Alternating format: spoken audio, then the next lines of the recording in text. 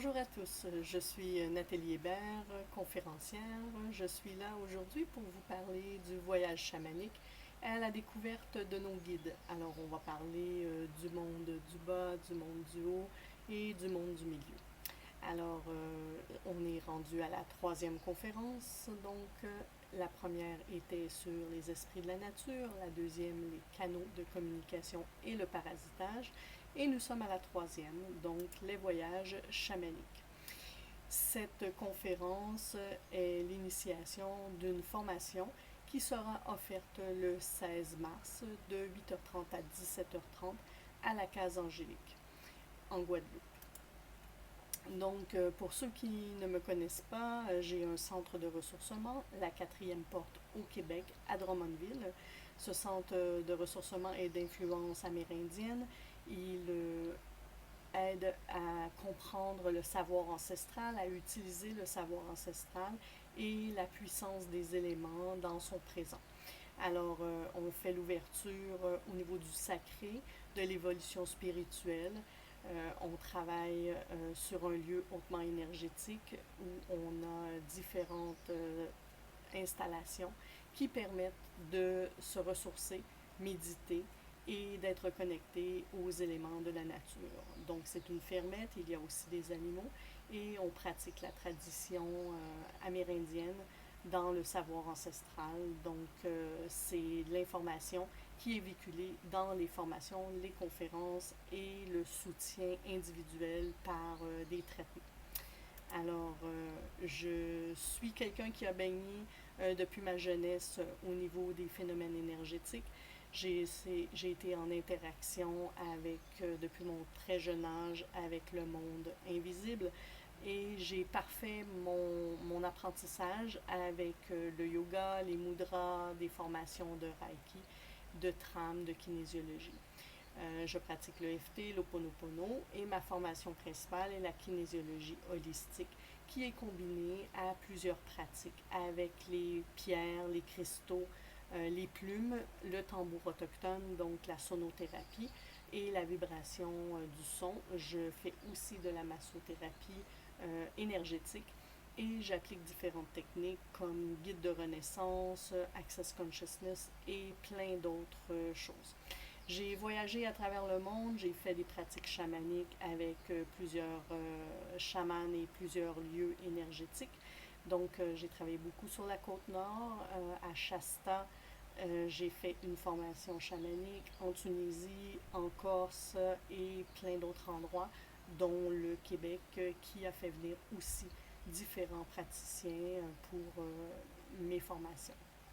Alors, je travaille avec la puissance énergétique et je reçois les messages de l'univers et du Grand Manitou pour aider ceux qui en ont besoin.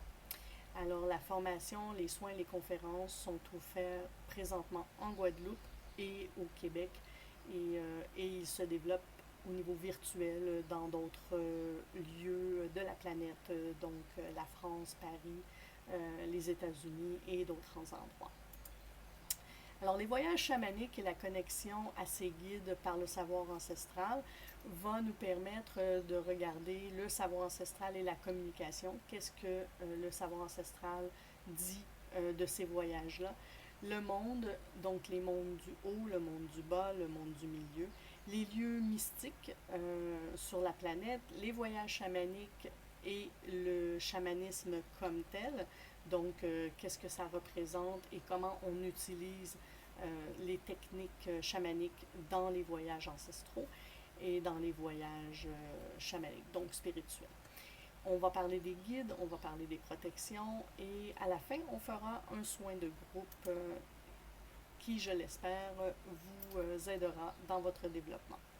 Alors, comme je vous disais, nous sommes à la troisième conférence et la prochaine formation, le 16 mars, sera la troisième formation et qui se culminera par une quatrième formation le 23 mars, donc qui sera l'initiation pour la connexion au guide de l'univers à travers le tunnel du temps et de l'espace du champ quantique.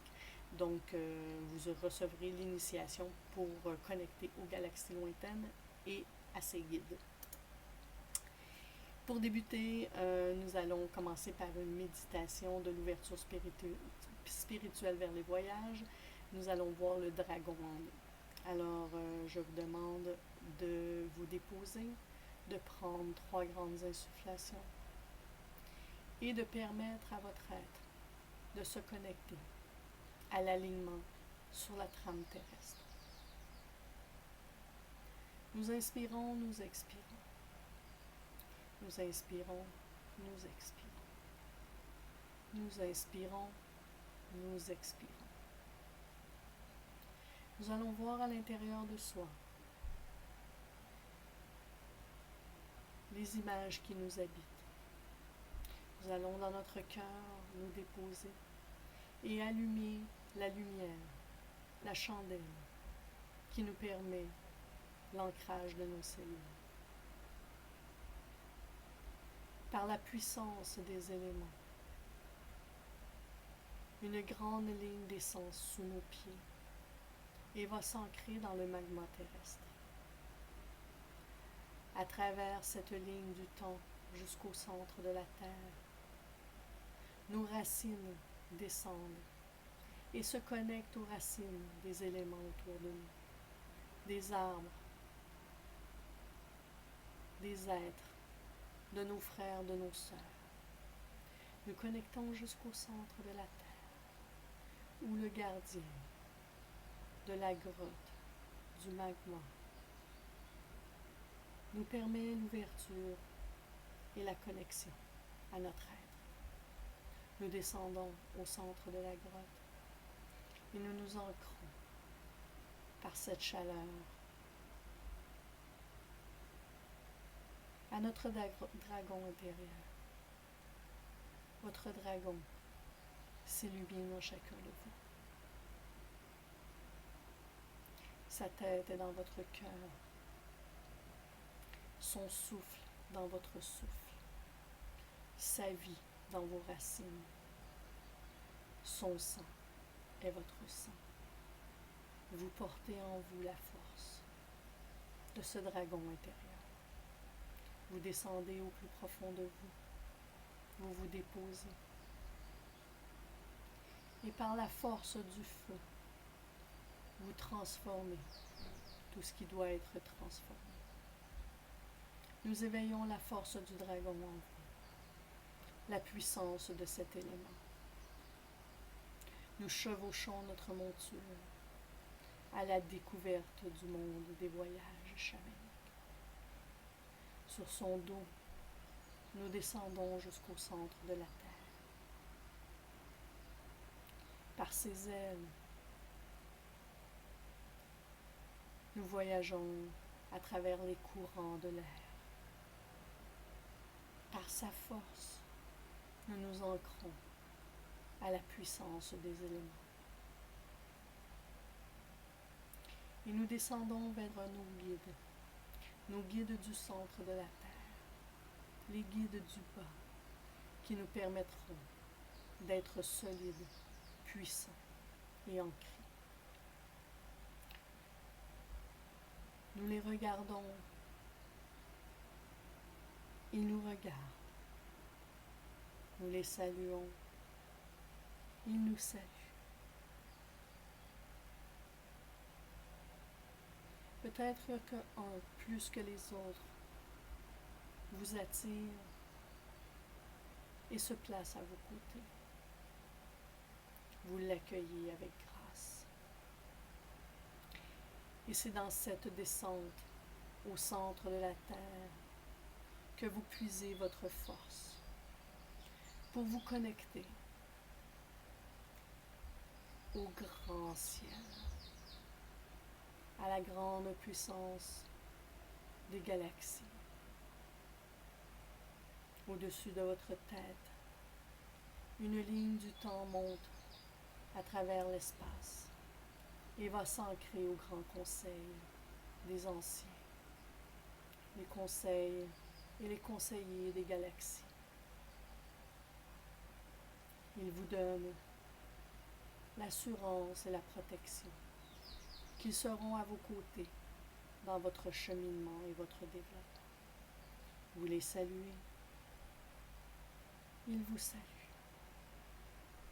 Entre le ciel et la terre, placé au centre de votre cœur, vous le dragon, tout-puissant en votre être, vous vous déposez entre le masculin et le féminin, au centre, entre le ciel et la terre. Et avec 3 grandes insufflations, vous revenez ici et maintenant. Une inspiration pour vous, une inspiration pour la terre, une inspiration pour l'univers. Et une dernière inspiration pour le centre de la terre.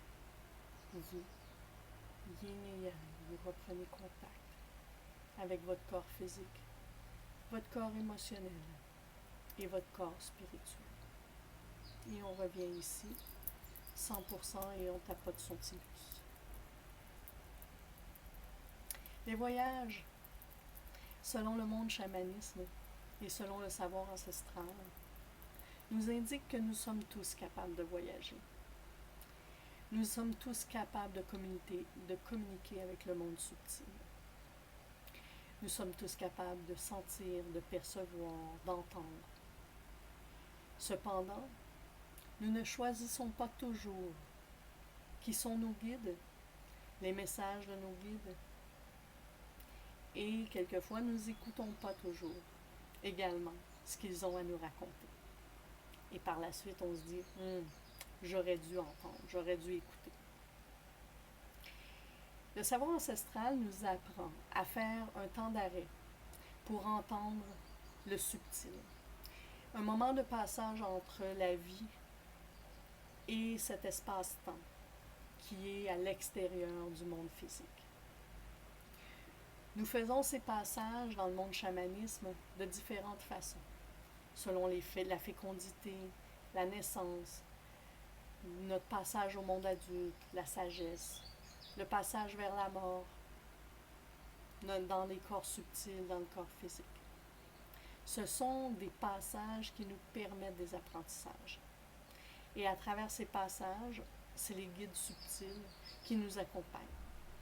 Quand on descend dans le monde du bas, on se connecte plus aux animaux, plus précisément le loup, la tortue, le bison, l'ours. Quand nous connectons vers le haut, nous connectons plus aux anges, aux archanges, à nos guides spirituels. Donc, dans tout ce qu'on traverse, nous sommes accompagnés du monde subtil. Comment on sait que le message vient d'eux? Bien, on sait que c'est pas nous qui l'aurions dit. C'est une façon différente des mots que nous, on n'emploie pas. Les moments de la connexion leur appartiennent à eux, pas à nous. Nous demandons la permission de se connecter, mais c'est eux qui déterminent quand ils connectent avec nous et de quelle façon ils se connectent.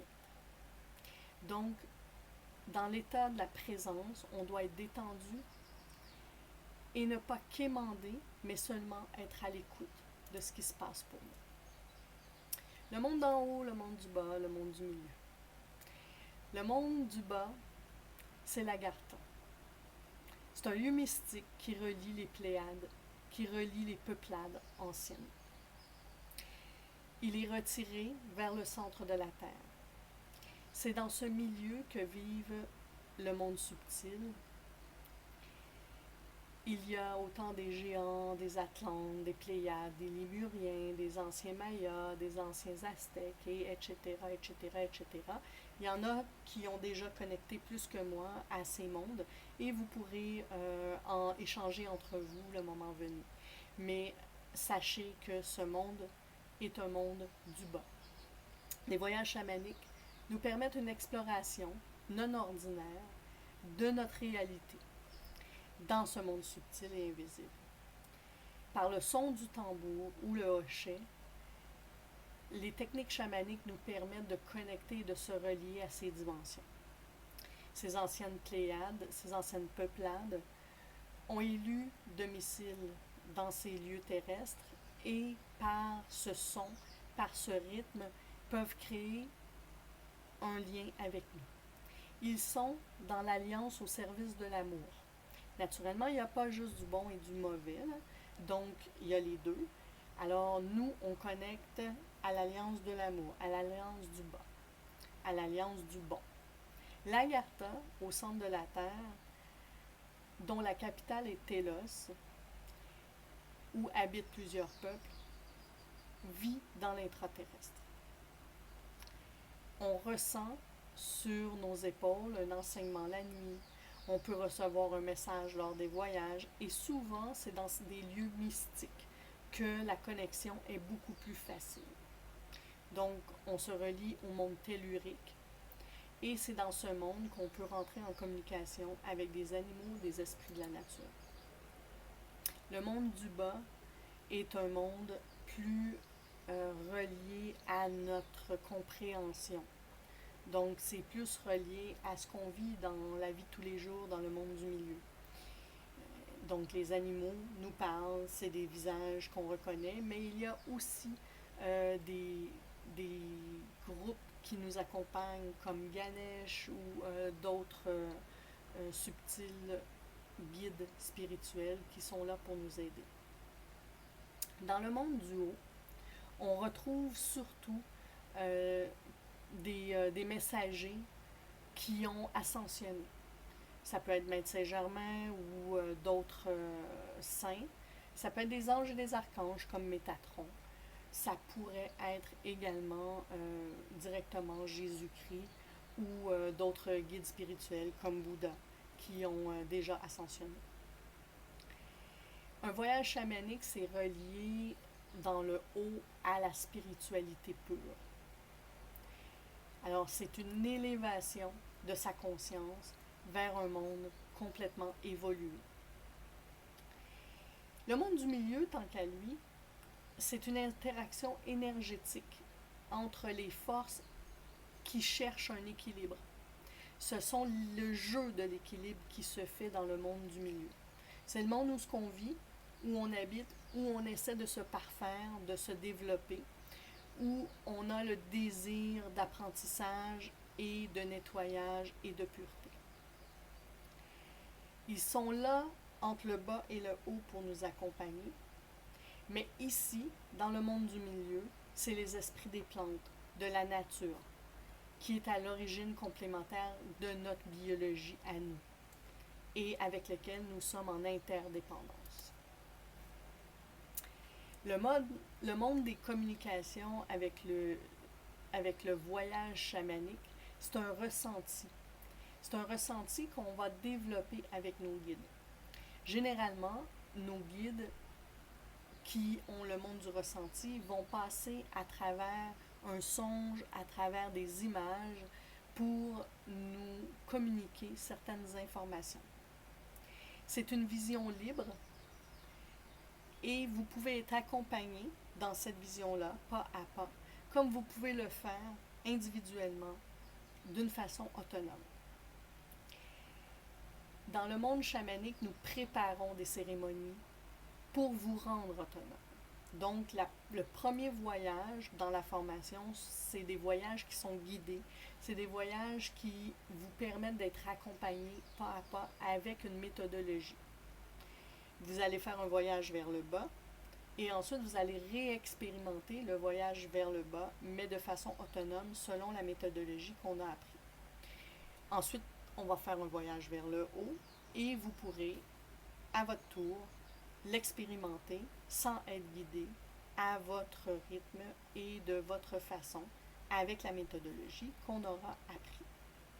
Et ensuite, on va parfaire la méthodologie, on va parfaire les compréhensions pour vous permettre de développer votre propre autonomie à 100%. Donc, méthode, apprentissage, autonomie sont ce qui sera vu pendant la formation. Et on discutera des différents guides de vos voyages que vous aurez rencontrés. Le savoir ancestral autochtone, le chamanisme, est à l'origine de ce savoir ancestral. Il est riche de traditions, les croyances, les rituels de vie, des passages pour devenir des peuples autonomes sont ancrés dans le système racinaire de chaque histoire de chaque communauté. C'est la nature profonde des sociétés. On a passé dans chaque société, à travers les âges, pas juste de notre temps, mais à travers les âges, on a passé par ces rituels-là, racinaires, pour venir s'ancrer. Et c'est grâce à ce savoir ancestral et le chamanisme qu'on réussit à entendre, à recevoir l'information. Le chamanisme est né d'une construction individuelle et sociale. Il est embryonnaire de dire que c'est seulement nous. Il est embryonnaire de dire que c'est seulement eux. En Occident, chaque chose est bien rangée à sa place. Donc, on a une méthodologie, une façon d'appliquer le savoir ancestral. Et dans d'autres communautés, on tisse des liens, on s'ouvre un à l'autre, on transmet par la voie orale et on apprend l'apprentissage de différentes façons. Chez les Autochtones, on n'enseigne pas à un enfant, on lui demande d'observer. Il va observer la fourmi et il va en tirer ses propres conclusions. Alors, c'est important de s'aligner sur le mode d'apprentissage de chaque société pour être capable d'apporter ce savoir ancestral-là qui nous accompagne dans notre développement. Naturellement, ce n'est pas juste de la lumière.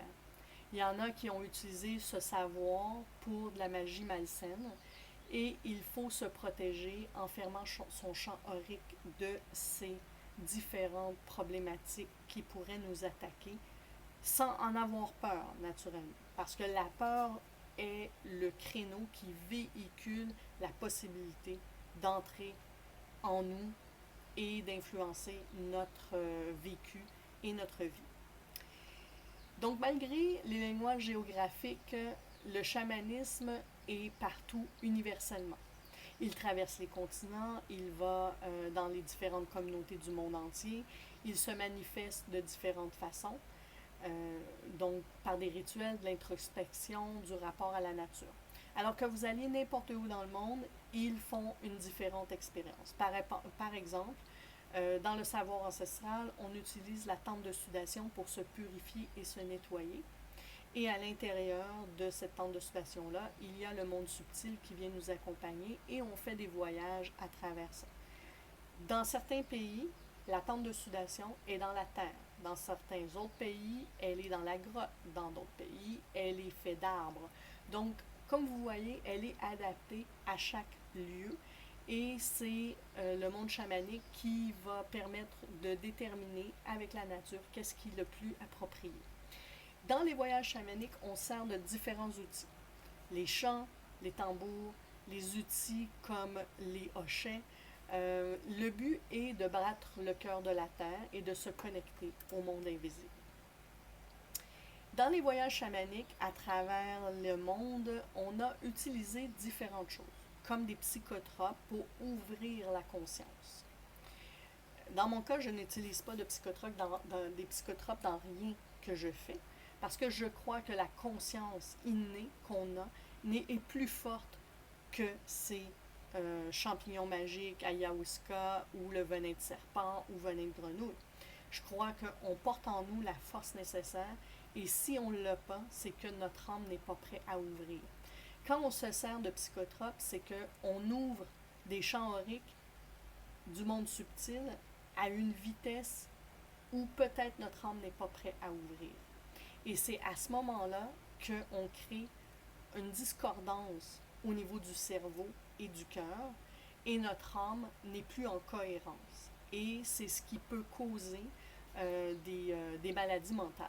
Alors, moi, je n'utilise pas les psychotropes, et si vous touchez à ces éléments-là, assurez-vous que votre âme est prête à le faire et que vous le faites avec les bonnes personnes. Donc, le chamanisme, à la découverte profonde de soi et de son développement, doit se faire à la vitesse où son âme est prête à rentrer en communion et en communication. Si on ouvre trop vite, on ouvre des portes qu'on n'est pas prêt à gérer et on doit être capable de gérer les portes qu'on ouvre. Le monde chamanique n'est pas un monde d'ego, donc on doit laisser le subtil intervenir, on doit être humble, On ne doit pas s'enorgueilliser, d'être orgueilleux de ce qui se passe et ce qui sera imprégné en nous. On ne doit pas être jaloux de celui d'à côté parce que chaque mode de voyage est différent pour chaque individu et différent d'une fois à l'autre. Donc, on doit laisser place au grand Manitou et être humble, nous, à l'intérieur de nous, et lâcher prise. C'est par le lâcher prise qu'on réussit à avoir de belles expériences. L'observation du ressenti et des voyages, des messages dans l'environnement est tirée de plusieurs enseignements.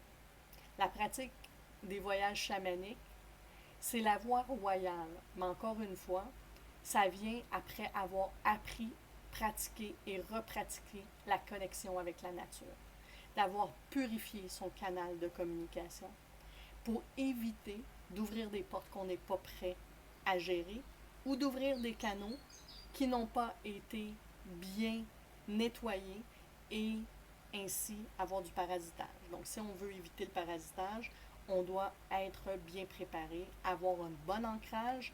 Donc, c'est l'effet bungee, donc l'effet élastique. On doit être capable de s'ancrer au centre de la Terre le plus profond possible, ce qui nous permet de monter le plus haut possible.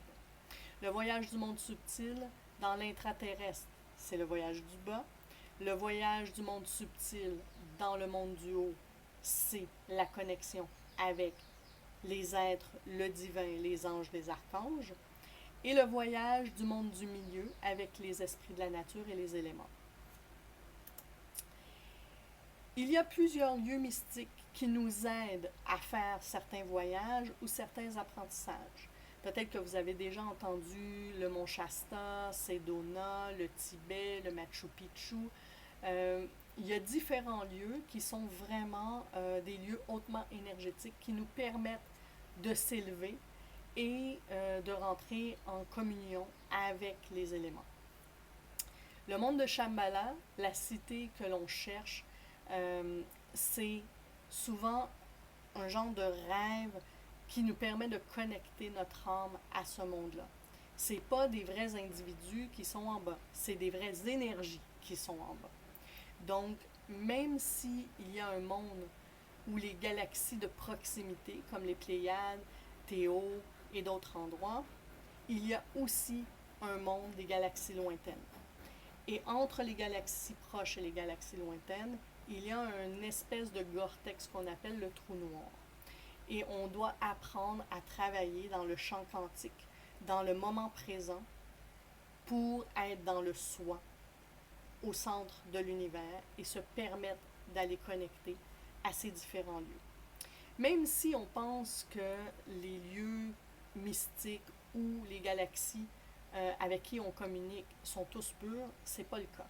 Partout, il y a du bon et il y a du mauvais, il y a du parasitage, il y a des êtres qui ont été transformés et qui se sont alignés sur le monde du négatif, du subtil plus noir. Donc, on doit s'assurer de travailler dans la lumière. Un des lieux qu'on connecte pour être informé, c'est le monde des annales akashiques. Ce monde des annales akashiques, on peut y accéder par un voyage chamanique. On a aussi le Grand Conseil des Galaxies qu'on peut accéder. Et par le monde du milieu, on peut accéder au Grand Conseil des animaux.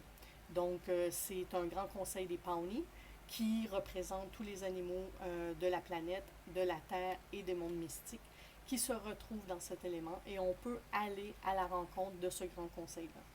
Le monde des galaxies lointaines, tant qu'à lui, est de l'autre côté du trou noir, comme je vous disais, et par ce tunnel du temps et de l'espace, il y a possibilité d'y connecter.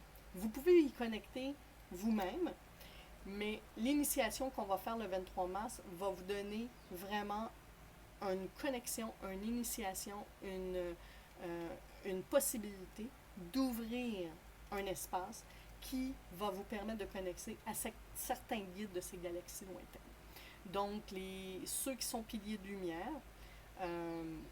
je ne sais pas c'est qui, vous savez peut-être que vous en êtes un, cette initiation vous permettra d'aller plus loin. Et si vous n'en êtes pas un, bien, il vous permettra de bien vous aligner, de bien vous centrer, de bien connecter et de recevoir des messages divins qui seront vos outils pour le monde de demain. Comme vous savez, le champ de la Terre est en train de grandir, la fréquence, et on est en train d'augmenter ce taux vibratoire et on doit s'ajuster, on doit s'adapter. Et dans le monde de demain, il y en a qui seront là, il y en a qui ne seront plus là. Donc, il y a des changements. Il y en a qui vont entrer en dormance également. Donc, métro, boulot, dodo, je regarde la télévision, je me casse pas la tête avec ce qui se passe autour parce que je suis fermée à ce monde spirituel. Il y en a comme ça et c'est correct aussi. Donc, vous pourrez connecter à différents endroits par cette formation et cette initiation qui vous sera donnée le 23 mars. Donc, c'est à vous à voir si ça vous appelle et vous ressentez l'appel de cette formation, de cette connexion et de cette initiation. Donc, nous sommes tous reliés et nous sommes tous unis. On vient tous d'une cellule universelle, de la cellule pure, et cette cellule, c'est gravé en chacun de nous. Et c'est de cette cellule-là que nous avons ensuite décuplé les cellules et on a développé l'être individuel que nous sommes. Donc, on est tous reliés, on est tous unis par cette première cellule. Et donc, pour être capable de vivre notre vie avec confiance, on doit apprendre à lâcher prise et à faire confiance à la vie. Encore une fois, on doit arrêter de se mettre de la pression, on doit arrêter de suivre le courant du « je vais toujours plus vite ». Et c'est à ce moment-là, dans ce ralentissement-là, dans ce dépôt-là, que vous allez réussir à ressentir, que vous allez réussir à éviter les doutes et que vous allez trouver les meilleurs moyens, sans rien attendre en retour, juste par la confiance et la foi que vous aurez en vous et en l'univers. Vous faites simplement écouter et le corps se met à bouger. Le corps veut chanter, le corps veut danser, le corps veut parler.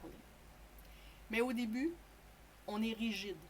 Notre corps ne bouge pas parce qu'il n'a pas pris son expansion, il n'a pas défait ses couches, il n'a pas nettoyé les couches d'oignon qui nous permettent d'aller à son cœur. À partir du moment où on réussit à enlever toutes ces couches et qu'on reconnecte à notre cœur, on va commencer à vibrer au son de la terre. On va sentir le rythme. On va arriver sur une cheminée et notre corps va bouger. On va vouloir un oui et notre corps va dire oui. Instantanément, notre corps va nous parler. Il nous apporte aussi des messages des vies passées, de toute notre expérience que nous avons acquérie à travers le temps. On n'a pas juste été des bonnes vies passées. On a aussi été des bourreaux, des tortionnaires. On a peut-être été des prêtres, on a peut-être été des guérisseurs, on a peut-être aussi détruit des sociétés. Alors, ces mémoires-là peuvent rejaillir par ces différents voyages que vous allez faire à travers le bas, le haut ou le milieu. Donc, revivre les mémoires du passé, c'est pas négatif, c'est surtout apprendre en résilience. Donc, on doit apprendre à accepter, on doit apprendre à se pardonner, et c'est dans ce pardon qu'on peut utiliser l'information comme en résilience et un savoir qui nous servira d'outil pour ce qu'on a à faire pour demain. Donc, l'histoire n'est pas votre vie, est un outil pour vous permettre de vous outiller vers le monde de demain, de ressentir, de comprendre, d'entendre. Et la clé, c'est l'écoute. Donc, il y en a qui ne verront rien avec leurs yeux, mais ne rien voir ne veut pas dire qu'on ne comprend pas, qu'on n'entend pas et qu'on ne ressent pas. Donc, la grande illusion de la séparation, c'est une fausse illusion. Donc, nous sommes tous reliés. Nous sommes tous séparés physiquement, mais reliés dans le monde subtil. Nous sommes reliés à une seule chose, à nos cellules. Et donc, c'est de prendre l'expansion de nos cellules pour connecter et faire des liens.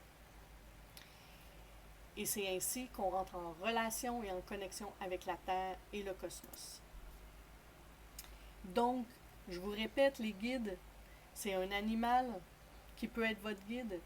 C'est une divinité, un dieu humain, un parent qui est décédé et qui s'est mis comme mission d'être votre guide. Ça peut être un esprit et ça peut être différents mixités entre ça. Vous pouvez avoir plusieurs guides et donc il n'y en a pas juste un. Ça dépend du moment où vous le faites.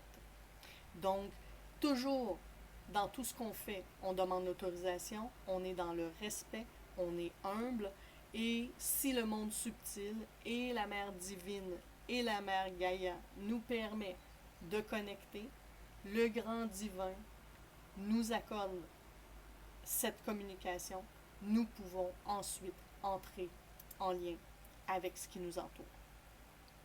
Alors, se préparer au voyage chamanique au monde subtil, c'est faire un apprentissage d'une méthodologie, c'est entrer à l'intérieur de soi, s'ouvrir et avoir une confiance mutuelle que tout est parfait. Tout ce qui nous arrive, tout ce que nous entendons est parfait. Il nous faut un lieu qui est propice à faire cette méthodologie, donc qui a des bonnes énergies, qui est appuyé par de l'encens, chandelle, huile d'ascension, et que vous vous placiez dans une position confortable. Donc, coussin, tapis, et que vous puissiez vous déposer en toute confiance. Crayon, papier, ce n'est pas pour écrire pendant le voyage, c'est pour noter immédiatement après pour pas que toutes les images, tout ce qui s'est passé, s'en aille dans cette subtilité-là et qu'on n'ait pas toutes les informations qu'on a besoin d'avoir. Donc, l'important, je vous le répète, dans tout ce qu'on fait, c'est de ne pas avoir peur, aller où votre âme est prête à aller, de ne pas mettre la charrue avant les bœufs, j'espère qu'en Europe c'est ça que vous dites, et surtout, quand vous êtes parti, ne sautez pas du train en chemin. Vous devez terminer ce que vous avez enclenché parce qu'il est plus dommageable de sauter en bas du train en chemin que de poursuivre qu'est-ce qu'on fait. Il faut avoir confiance et il faut être capable de gérer ce qui se passe pendant que ça se passe. Alors, on demande toujours la protection des éléments quand on fait des voyages et on demande l'intercession des guides de lumière. Les protections sont des rituels puissants. Alors, c'est à nous, on en connaît plein. On peut travailler avec des véritables boucliers d'amour. On peut faire de la fumigation, on peut servir de pierre, faire des rituels. On installe une méditation et on se sert de ce qui est puissant pour nous et pour chaque personne, ça peut être différent. Il y a des musiques aussi qui nous amènent à expansionner en 432 Hz et en d'autres choses, il y a des huiles essentielles et différentes choses. Donc, ça fait un peu le tour de ce que je voulais vous partager. Je ne sais pas si vous avez des questions.